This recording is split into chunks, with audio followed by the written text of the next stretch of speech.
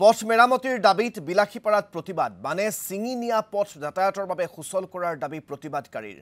দুবছৰ পূৰ্বে বানত উটি যোৱা পথটো নিৰ্মাণ নোহোৱাত পথচাৰীৰ দুৰ্ভোগ বিপদসংকুলভাৱে যাতায়াত কৰিবলগীয়া হৈছে অঞ্চলবাসীয়ে পথছোৱাত পকী দলং নিৰ্মাণৰ আবণ্টন হৈছিল যদিও বিভাগীয় ঠিকাদাৰে কাম নকৰাৰ অভিযোগ প্ৰতিবাদকাৰীৰ অতি শীঘ্ৰে দলং নিৰ্মাণ নকৰিলে জংগী প্ৰতিবাদৰ সংকাৰ স্থানীয় ৰাইজৰ আন্নামাৰী পাৰঘাটৰ নিলগতে থকা এই ভাঙাটোৰ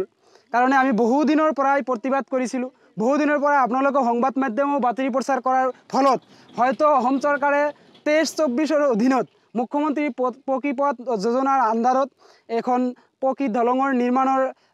অনুমোদন জনাইছে কিন্তু সেই অনুমোদনটো প্ৰায় 8 মাহ উকলি গ'ল এজন কন্ট্ৰাক্টৰে তেওঁ ঠিকা লাভ কৰিছে কিন্তু কামটো আৰম্ভ কৰা নাই তাৰ পৰিপ্ৰেক্ষিতত আমাৰ ছাত্ৰ ছাত্ৰীসকলে বা আমাৰ সাধাৰণ ৰাইজে এই যোৱা অহাত বিভিন্ন ধৰণৰ অসুবিধাৰ সন্মুখীন হ'ব লগা হৈছে কিন্তু সেই ক্ষেত্ৰত আমি দাবী উত্থাপন কৰিছোঁ যে বিভাগীয় কৰ্তৃপক্ষই সেই কন্ট্ৰাক্টৰজনক অতি শীঘ্ৰে ভাই প্ৰেছাৰ কৰি হ'লেও এই কামটো অতি শীঘ্ৰে আৰম্ভ কৰিব লাগে আৰু কিয়নো আপোনালোকে জানে যে বিৰসিংজৰুৱা বিধানসভা সমষ্টিখনৰ